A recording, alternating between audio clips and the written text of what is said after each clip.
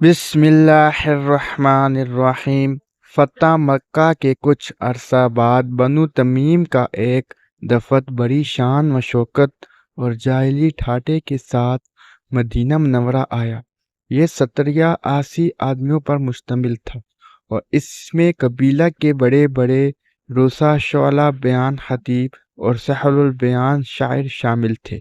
زمانہ جاہلیت میں عربوں میں محافرت اور مقابلت کا جذبہ بہت شدید تھا، اور وہ لوگ ہر وصف میں ایک دوسرے سے مقابلہ کیا کرتے تھے۔ بنو تمیم کے دماغوں میں بھی خاندانی فخر و غرور کا نشہ سمایا ہوا تھا۔ وہ آتے ہی مسجد نبوی میں گھس پڑے۔ حضور صلی اللہ علیہ وسلم اس وقت گھر کے اندر آرام فرما رہے تھے۔ ان لوگوں کو بیبا کی اور اکھڑا پن کی یہ کیفیت تھی کہ انہوں نے نہ تو حضور صلی اللہ علیہ وسلم کے باہر تشریف لانے کا انتظار کیا اور نہ اس بات کا لحاظ کیا کہ حضور صلی اللہ علیہ وسلم کس درجہ کی شخصیت ہیں، بلکہ آستانہ اقدس پر جا کر بے تحاشا آوازیں دینی شروع کر دی، محمد صلی اللہ علیہ وسلم باہر آؤ اور ہماری بات سنو۔ حضور کو ان کا اکھڑا پن ناگوار تو گزرا، لیکن آپ صلی اللہ علیہ وسلم باہر تشریف لے آئے۔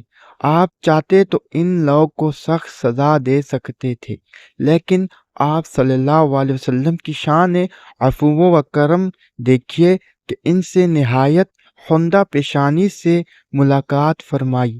وفد کے ایک رئیس اقرع بن حابس نے حضور صلی اللہ علیہ وسلم سے کہا، محمد صلی اللہ علیہ وسلم، میں وہ ہوں کہ خدا کی قسم میری مدح انسان کی عزت کو بڑھا دیتی ہے اور میری ہجوہ انسان کو داغ لگا دیتی ہے۔ حضور صلی اللہ علیہ وسلم نے فرمایا، یہ تو اللہ کا کام ہے۔ انہوں نے کہا، ہم سب سے زیادہ معزز ہیں۔ حضور صلی اللہ علیہ وسلم نے فرمایا، تم سے زیادہ معزز یوسف علیہ السلام بن یعقوب علیہ السلام تھے۔ اگرچہ قبول اسلام کے لیے یہ شرط بڑی نامعقول تھی، لیکن حضور صلی اللہ علیہ وسلم چاہتے تھے کہ یہ لوگ کسی ہی طرح سے دعوت حق کو سمجھ جائے۔ چنانچہ آپ نے فرمایا، میں فخاری اور شعر بازی کے لیے مبعوث نہیں ہوا، لیکن اگر تم اس کے لیے آئے ہو تو یوں نہیں سہی تم اپنا کمال دکھاؤ، ہم جواب دیں گے۔ بنو تمیم میں ایک شخص عطارد بن حاجب تھے۔ وہ ایک شعلہ بیان خطیب تھے اور ایک دفعہ نوشیرواں کے دربار میں اپنی خطابت کے جوہر دکھا کر کم خواب کا خلت حاصل کر چکے تھے۔ حضور صلی اللہ علیہ وسلم سے اجازت پا کر وہ اٹھ کھڑے ہوئے اور مفاخرہ کا آغاز اپنی اس تقریر سے کیا، تعریف اس خدا کی جس نے اپنے فضل و کرم سے تاج و تخت کا مالک بنایا، اہل مشرق میں ہمیں سب سے زیادہ معزز کیا۔ ہمارے خزانے سیم و زر سے بھرے ہوئے ہیں جنہیں ہم فیاضی سے خرچ کرتے ہیں۔ لوگوں میں ہمارا مثل و نظیر نہیں۔ کیا ہم آدمیوں کے سردار اور ان میں صاحب فضل نہیں ہیں؟ اگر کسی کو یہ دعویٰ ہو تو وہ ہمارے قول سے اچھا قول اور ہمارے حالات سے اچھے حالات پیش کرے۔ اب مجھ کو جو کہنا تھا کہہ چکا۔ عطارد یہ تقریر کر کے بیٹھ گئے۔ حضور صلی اللہ علیہ وسلم نے ان کا جواب دینے کے لیے حضرت ثابت بن قیس انصاری رضی اللہ تعالی عنہ کو اشارہ کیا۔ انہوں نے یہ خطبہ دیا، تعریف اس اللہ رب العزت کی جس نے زمین اور آسمان پیدا کیے، ان پر اپنا حکم جاری کیا، اپنی کرسی اور اپنے علم کو وسعت دی۔ وہ قادر متعلق ہے، جو کچھ ہوتا ہے اس کی قدرت سے ہوتا ہے۔ اس کی قدرتوں میں سے ایک یہ ہے کہ اپنی مخلوق میں سے ہمارے لیے ایک پیغمبر مبعوث کیا جو سب سے زیادہ شریف النفس ہے، سب دنیا سے بڑھ کر راست گو اور سب سے زیادہ شریف اللہ الحق ہلاک ہے۔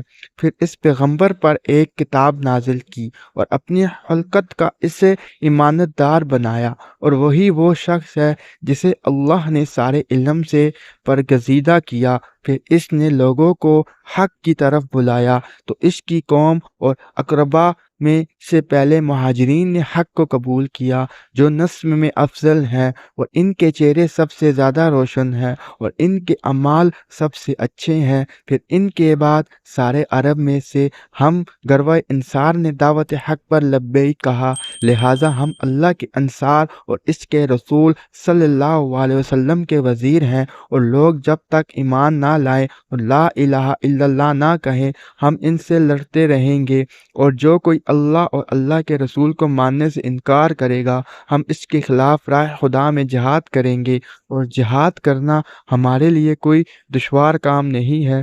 مجھے جو کہنا تھا کہہ چکا، اور اب میں تمام مومنین اور مومنات کے لیے بارگاہ الہی میں دعائے مغفرت کرتا ہوں۔ تقریر ہو چکی تو اشعار کی باری آئی۔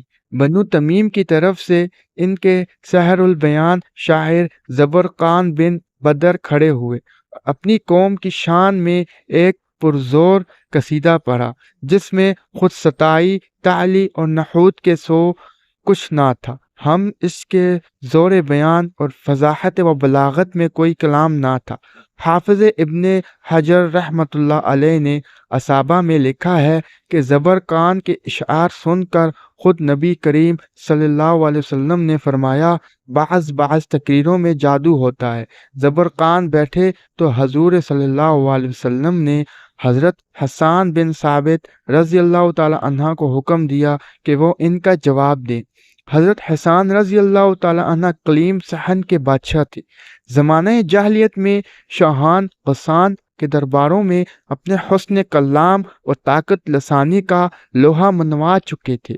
قبول اسلام کے بعد ان کی شاعری کے جوہر اور بھی چمک گئے تھے، کیونکہ انہوں نے محض رضائے الہی کو اپنا مقصود بنا لیا تھا اور اپنی شاعری کو مدحت رسول کے لیے وقف کر دیا تھا۔ انہوں نے حضور کا اشارہ پاتے ہی اٹھ کر زبرقان ہی کے بحر اور قافیہ میں فی البدیہ ایسے فصیح اور بلیغ اشعار سنائے کہ بنی تمیم انگشت بدندہ ہو گئے، لیکن وہ آسانی سے کب ہار مانتے تھے۔ زبرقان پھر اٹھ کھڑے ہوئے اور چند اشعار اپنی فضیلت میں پڑھے۔ حضرت حسان رضی اللہ تعالی عنہ نے ان اشعار کا بھی برجستہ جواب دیا۔ اب بنو تمیم کی زبانیں گنگ ہو گئیں۔ اقرع بن حابس، جو خود بڑے فصیح البیان شاعر اور خطیب تھے اور جن کی اصابت رائے کا سارا عرب متعارف تھا، یہاں تک کہ متحارب قبائل اپنے جگروں میں ان کو محکم حج یا ثالثہ بنایا کرتے تھے، بے ساختہ پکار اٹھے، باپ کی قسم محمد صلی اللہ علیہ وسلم کا خطیب ہمارے خطیب سے بہتر ہے، اور ان کا شاعر ہمارے شاعر سے افضل ہے، ان کا کلام ہمارے کلام سے زیادہ فصیح اور ان کی زبان ہماری زبان سے زیادہ شنیع ہے۔ اہل وفد نے ان کی رائے سے اتفاق کیا اور سب اس وقت خلقہ بگوش اسلام ہو گئے۔ یہ لوگ چند دن مدینہ منورہ میں ٹھہرے اور قرآن اور عقائد دین کی تعلیم حاصل کی۔ عطارد بن حاجب رضی اللہ تعالی عنہ اسلام سے اتنے متاثر ہوئے کہ انہوں نے شیراں سے انعام میں پایا ہوا بھی حلت مدینہ کے بازار میں فروخت کر دیا، اسی لیے کہ یہ ریشمی تھا۔ حضرت عمر فاروق رضی اللہ تعالی عنہ کو معلوم ہوا تو انہوں نے حضور کی خدمت میں عرض کیا، یا رسول اللہ، عطارد اپنا خلد جو اس نے شیرواں کے دربار سے حاصل کیا تھا فروخت کر رہا ہے، آپ اسے خرید لیں۔ حضور صلی اللہ علیہ وسلم نے فرمایا، یہ ریشم کا بنا ہوا ہے، اسے وہ مرد استعمال کرے گا جس کا عاقبت میں حصہ نہ ہو۔ یہ وفد رخصت ہونے لگا تو حضور صلی اللہ علیہ وسلم نے ہر شخص کو انعام و کرام سے سرفراز فرمایا۔ امید کرتا ہوں کہ آج کی ویڈیو آپ کو پسند آئی ہوگی۔ مزید ایسی ویڈیوز دیکھنے کے لیے ہمارا چینل عاقب اسلامک وائس کو سبسکرائب کریں۔ شکریہ۔